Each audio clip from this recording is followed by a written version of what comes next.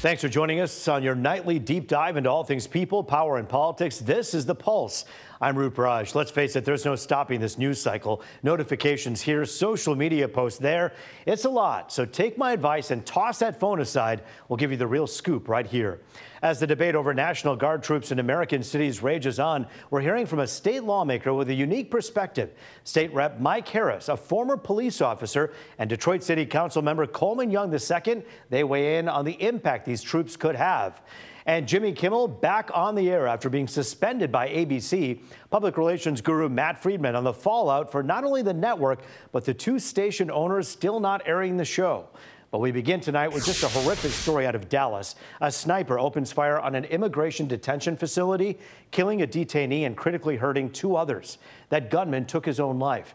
The suspect is a 29-year-old man. Authorities are still trying to figure out why the gunman opened fire, but FBI Director Kash Patel posted a photo on social media showing a bullet saying anti-ICE written on that.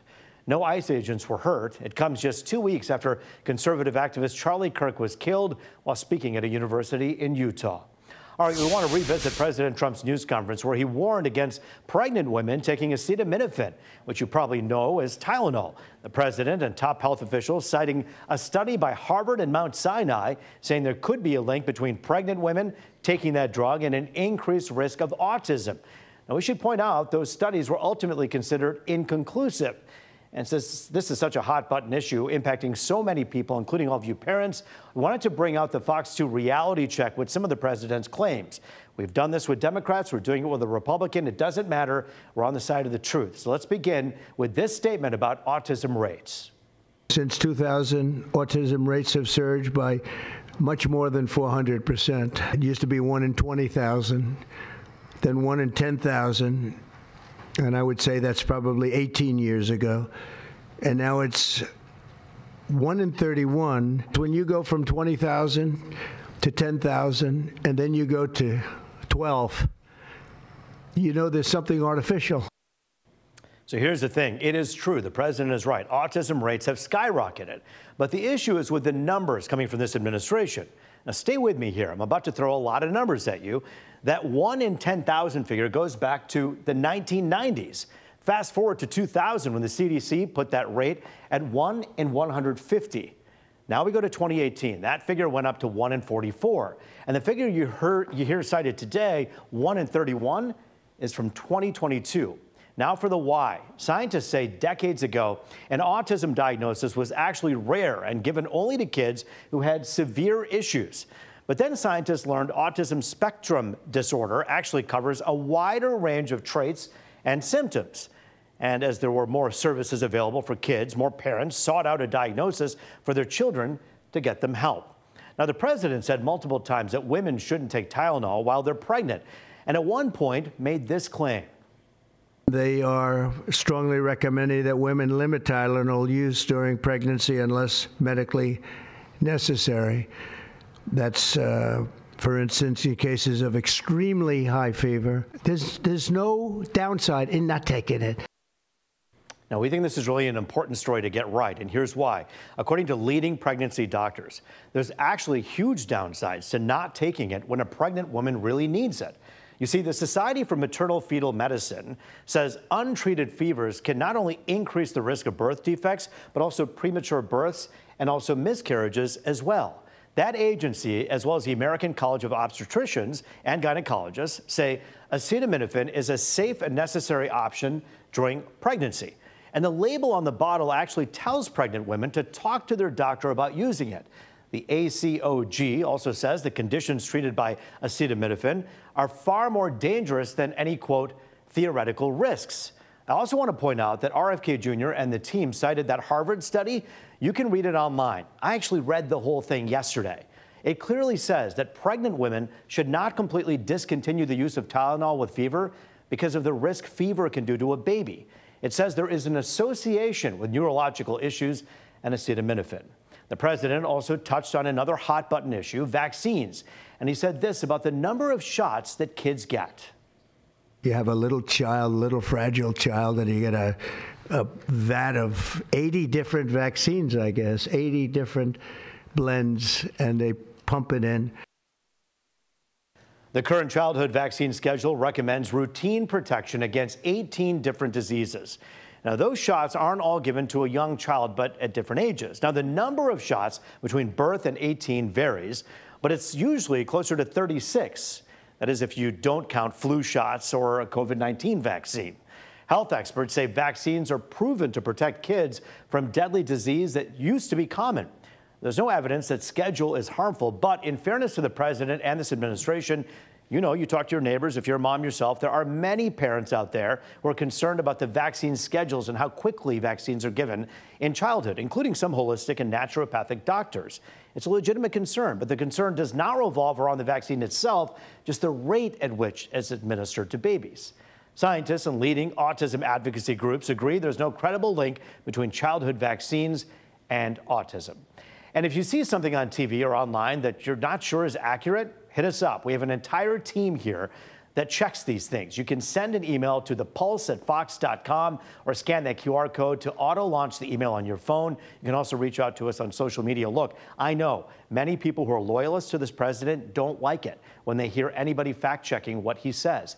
But he, just like President Biden and just like Clinton and just like Bush, they're human, and they can say things that aren't 100% accurate. When that happens, we will check it right here each and every night. There's been such a huge topic over the last few days, and last night, my co-anchor, Taryn Ashel, actually interviewed Dr. Mark Werner. He's an OBGYN, and he talked about this study. In case you missed it, here's part of that interview. Remember, this is an association, it's not proof. So there's no long-term studies, there's no peer-reviewed studies, there's no double-blind studies to tell us that this is the case. There could be other co-founding variables like mothers as older, like older mothers. A lot of people are getting pregnant older, 35 and older. There's other variables, high blood pressure, diabetes. Premature babies have a higher risk of autism. It used to be that the little babies, like 1-2 pounds, back 30, 40 years ago, we couldn't save them. But now we save them. They're in the intensive care unit for several months, and they're alive, and they're good, but there's a higher risk of autism with premature, for sure.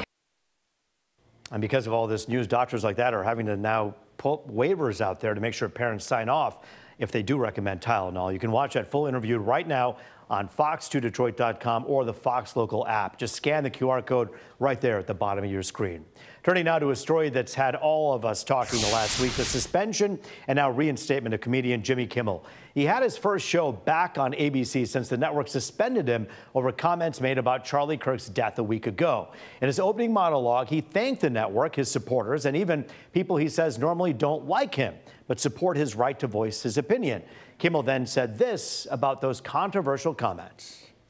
I want to make something clear because it's important to me as a human, and that is you understand that it was never my intention to make light of the murder of a young man. I don't think there's anything funny about it. I posted a message on Instagram on the day he was killed, sending love to his family and asking for compassion, and I meant it, and I still do.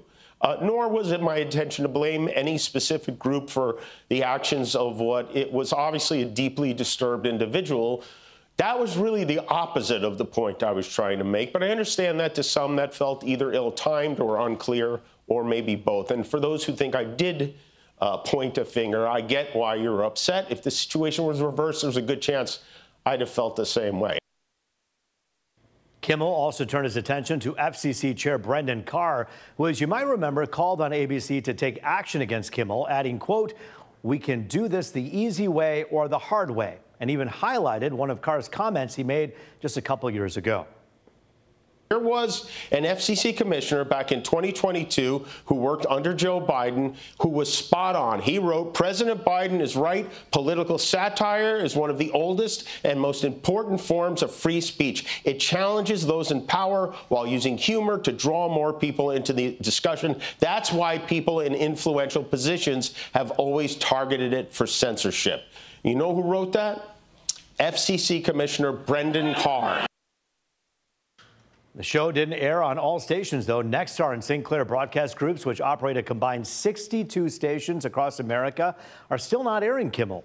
adding they're monitoring the situation. You'll remember they actually announced they were pulling the show before ABC suspended it. Those groups own ABC stations in the Lansing, Traverse City, and Grand Rapids markets, though we should point out that since Grand Rapids has 2 ABC stations, most viewers were able to see the show. We're turning now back to the issue of the National Guard on American streets. State Representative Mike Harris and Detroit City Council member Coleman Young II debate that and whether ICE agents should be able to wear masks while patrolling the streets. You're watching The Pulse on Fox 2.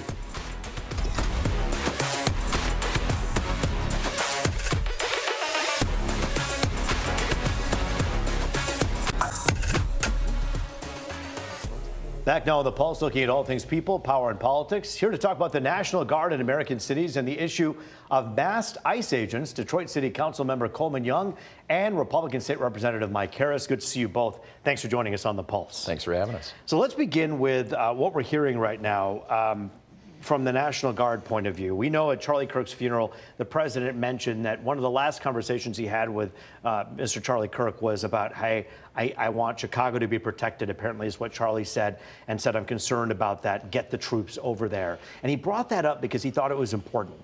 Where do you stand on that? And I find, Representative Harris, your perspective to be quite fascinating because you worked in local law enforcement for so many years. Would you be okay with a presidential administration bringing in National Guard to help your city? Yeah, it's a great question. You know, we have a president that's paying attention to violent crime, and I think that is paramount. And, you know, we look at some of the most violent cities that are in our country, and Chicago's one of them. So I understand that raises red flags with the White House, and I can appreciate that. But, you know, the president has said in the last couple of weeks that he wants to focus on states that are inviting him in, want that cooperative effort, but want that extra resource, you know, from the federal level. And, you know, I hope that if someplace here in Michigan, whether it's Detroit, Saginaw, someplace that raises a red flag on violent crime, that it's a cooperative effort between the state and the White House. Councilman, I have a question for you about the same thing. If for whatever reason you thought as a council member that this police chief wasn't able to handle crime for whatever reason in the city of Detroit, would there be any opportunity or any chance that you would say, you know what, I need the federal government to come in and help? Hugh, you look like you said Rube, you look like yeah. Feels like that was let it rip. Hugh, if you're watching, Hugh, that's how much we all remember. Look, I was gonna say you look like a newborn baby, but you look so good, you got me nervous. You're so kind. Listen, Hugh, if you had to answer this question to Hugh or to me, the answer is the same, Councilman. Would the National Guard be invited in the city of Detroit under any circumstance? Well, listen, I don't think we need it. We've had such a great partnership. Why fix what's not broken? I mean, listen, crime has gone down in the city of Detroit. Nonviolent crime has gone down by 25%. Homicides have gone down by 19%. 203 homicides. We haven't had that in 57 years. Carjackings have gone down by 16%. We have a great partnership with the federal government. He's already had U.S. Attorney Gorgon that's there, that we're working well together. So why are we doing that? Let's do things that actually reduce crime. But theoretically, I'm saying, do you believe? But listen what you said, theoretically. Yes, there's we don't have the ability to work theoretically. We got to do it now. I know you don't. But if crime gets out of hand in any given American city, why don't we say that? Any given American city, crime is out of control.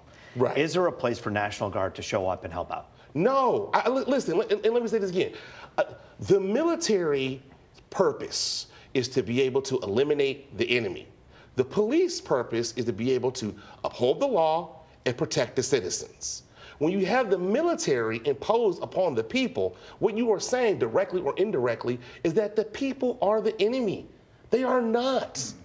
I find this interesting because you mentioned U.S. Attorney Grogan, and I find that to be very interesting because Mayor Mike Duggan sat right here on this set and talked about how he is cooperating and working with the Trump administration very well. Detroit One policy. Detroit One. Yes, but in fact, this U.S. attorney appointed by President Trump has done nothing but help crack crime in Detroit. Representative Harris, that's a good thing, right? Yeah, I agree. And you know what? It's, you know, our National Guard troops, these are citizen soldiers, right? There is an opportunity. They're under control of not only the governor, but they can be under control of the president as well. And we know the president does have opportunity, given the right circumstances, to federalize them, and which includes enforcing federal law.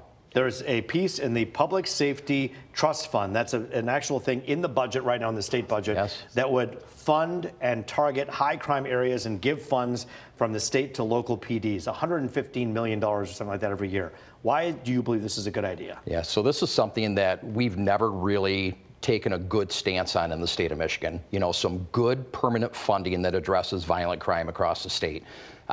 So 72 million of that 115 would go to cities, villages, and townships based on their violent crime level. So we're talking about the top 4 buckets, right? Murder, armed robbery, aggravated assault, and rapes. These are things that, you know, bring down communities and, you know, have this horrible ripple effect. And we want to put money where communities need it the most. Councilman, I agree. this is a good idea. I think that's a good idea. I just want to say, so is investing in schools, so is more recreational centers, so is more investing in crime violence intervention programs. And the Trump administration actually put out a grant for more money for crime violence intervention programs. And I'm very appreciative of what he's doing in that regard, and also hospital violence intervention programs. So it's more of a broad encompassing of things that we need Do to you do then, more crime. Councilman, feel like things like this And public mental safety health as well. Yes, mental health is huge. Yeah, mental health. The Public Safety Trust Fund is more of perhaps a bandage in your eyes, and we should be looking at the root, which is to help kind of go in with young people and give them opportunities? I think it's part of a meal. You know what I'm saying? You know, you got your mashed potatoes, you got your corn, you got your turkey, you got your stuffing. You're making me hungry. Yeah, you got your soft drink or your beer or your water, whatever it is you drink out there, everybody. You know what I'm saying? I think it's part of an overall meal, and so that's part of the package. But we got to make sure it's done with a holistic approach too. And I think that our school, investing in our schools, and I'm proud to invest $1 million in the mental health co-response program with DPD. Had more social workers, had more mental health workers going out there. We only have a minute left. Yeah. ICE agents wearing masks. Governor Newsom says, hey, we should prohibit ICE officers from wearing masks. Representative Harris, your thoughts? Completely disagree. Why? So as a police officer, I can tell you that I've personally, my family has taken on some of those threats. I had a gang member that knew where I lived, knew what my wife looked like, and told me that when I got home from my shift, I'd find her dead. And so, you know, sometimes when these officers come in and they handle some of these high-risk raids, anonymity is a huge piece to protect Councilman, themselves. these ICE agents are our neighbors and our friends too, right? I just want to say I'm so sorry for the people who recently had their lives acted upon, ICE agents. Absolutely. These men have a job to do. We should let them do it, but they are also people who serve the public. We should know who they are. We should know where they are. And I think when you wear masks, you miss that communication. I think that it actually hurts being able to do your crime, do your job more effectively when people don't know who you are. To try to prevent that crime out there. Yeah, Listen, I think that's a problem. as there is... But violence against them is untolerated and should not be 100%. accepted. Amen. Period. No one should ever They do should that be to anyone who's an doxxed, officer. They should be attacked. 100%. Period. Whether you disagree with it or not, and I do disagree And with there it. are so many people who know that in the future we're talking about more and more ICE agents that will probably be seen on the streets. And so a good conversation. Thank you both for joining us. Representative Harris, Appreciate it. Councilman, thank you. Thank you. Jimmy Kimmel is back on the air, but not in all markets. The fallout for the comedian. We're taking that on with messaging guru Matt Friedman next on The Pulse.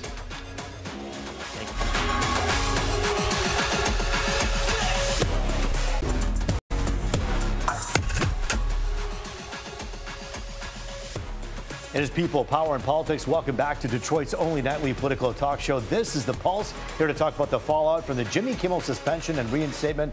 Public relations guru Matt Friedman. He's a co-founder of Tanner Friedman PR, and it's always good to see you, Matt. Thanks for joining us. You too, Roop. Thank you. All right, so first of all, numbers. I hate to say it because he's on opposite us. He did pretty well last night.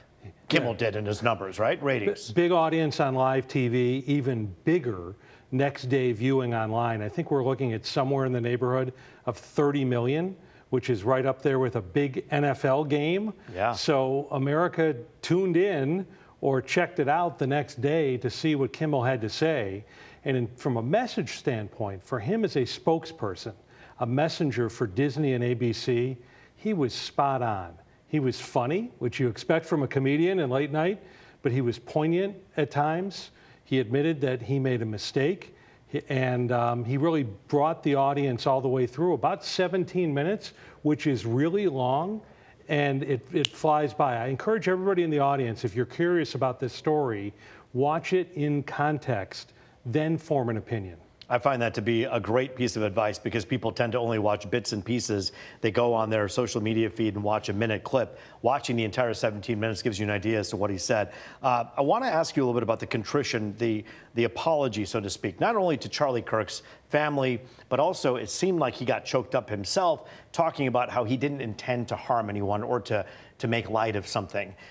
Will that be enough in your mind? And then you're not the one making the decision, but for Sinclair and for Nexstar, these two companies that own 62 stations, to say, maybe it's time to put them back on TV. I think there are other factors that those companies are looking at. I think it had nothing to do with what was on TV last night or what's going to be on TV tonight or any other night anytime soon. Sinclair is loyal to this administration. That's part of their brand. That's part of the way they run their TV stations. It's a conservative bent. It's a MAGA bent, really. And Nexstar, which is just an enormous company and trying to get bigger, really wants the FCC on its good side and will do what it needs to do, much in the way that CBS did just a few months ago, to try to win favor on the FCC to get the merger they want to grow their company. You've been watching this industry for more than 30 years. And in the time that you've been a part of it and then an observer and a consultant, have you ever seen anything like this with companies kind of trying to curry the favor of the FCC director so tightly and so publicly? No. And behind the scenes, there's always been lobbying. And there's always been speculation about the political makeup of the FCC for big picture decisions like merger and acquisition. But never have we seen the attempt to curry favor like we see now. And part of that is because the President of the United States is so vocal. He considers himself a media expert. He considers himself of the media. This is a priority for him. On the day that he spoke to the United Nations and met with President Zelensky of Ukraine, he went on his social media platform that he owns to talk about going after ABC for Jimmy Kimmel. So we've never seen anything like this So before. when you have these commissions, like the Federal Communications Commission, the FCC, we know that they are working, the guy is working, Brendan Carr, right, as the chair, for the president, right, for that administration, but he's not working for the president. But it seems as though he is when you say this, because you're saying the president wants this to be adjudicated and taken care of. And Brendan Carr is saying things like, we can do this the hard way or the easy way. Here's what's different. What is that? The president has always had appointees to the FCC. Right. What's different now is that Brendan Carr is acting like an employee who's reporting directly to a boss. That's what I'm saying, but that's not true. Different. But that's not true. The chair of the FCC is supposed to be independent. Yes. But it appears in this case that he's reporting directly to the president and mirroring his sentiments. Correct. And that's something that these big companies have to navigate, but it's also something I think that we as media consumers need to understand, to put these stories into perspective when, for example, a comedian gets suspended. Matt Friedman, so good to see you. Thank you for your time here on The Pulse. We're out of time, but I always appreciate your perspective. Thanks. That is The Pulse for tonight. Thanks so much for joining us. I'm Roop Raj. As always, it was great to be with you.